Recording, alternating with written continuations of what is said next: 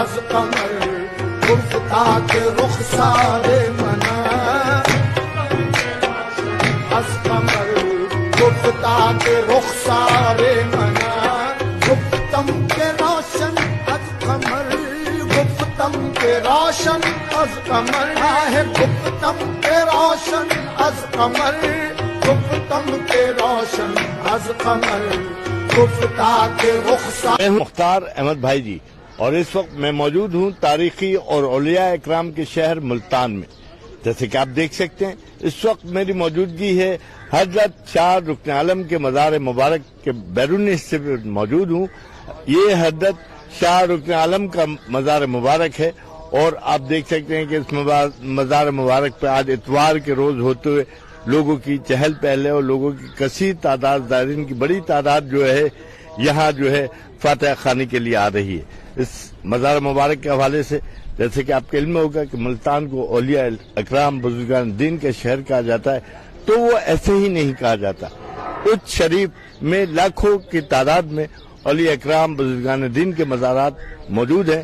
اس کے ساتھ اگر حضرت شاہ رکن عالم کا یہ مزار مبارک ہے تو اس کے ساتھ ان کے خاندان مختلف بزرگان دین کے 100 سے زیادہ قبریں موجود ہیں.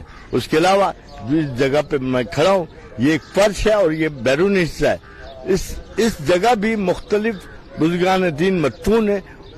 بزرگان دین کے ساتھ ساتھ ان کے خادمین موجود ہیں اور آج نشانی کے طور پر گو کہ قبر تو موجود نہیں لیکن فرش کے اوپر جہاں جہاں قبر موجود تھی وہاں ٹائلز کے اوپر باقاعدہ طور پر لکھ دیا گیا ہے کہ قبر یعنی کہ اس جگہ قبر موجود ہے.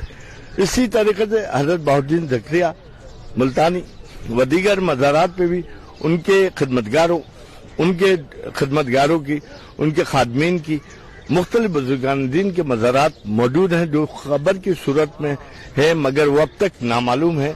جس کے حوالے سے اگر یہ کہا جائے کہ ملتان کے صرف چند بڑے مزارات میں ہزاروں اولیاء اکرام بزرگان دین دفن ہے تو یہ غلط نہ ہوگا.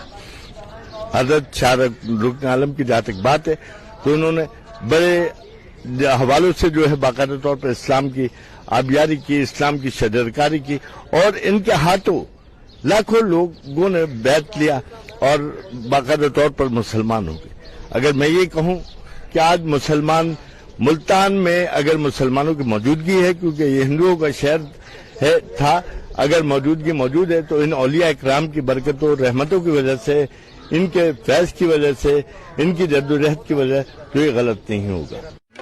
گفتم کے روشن از قمر گفتم کے روشن از قمر گفتہ کے رخسار منا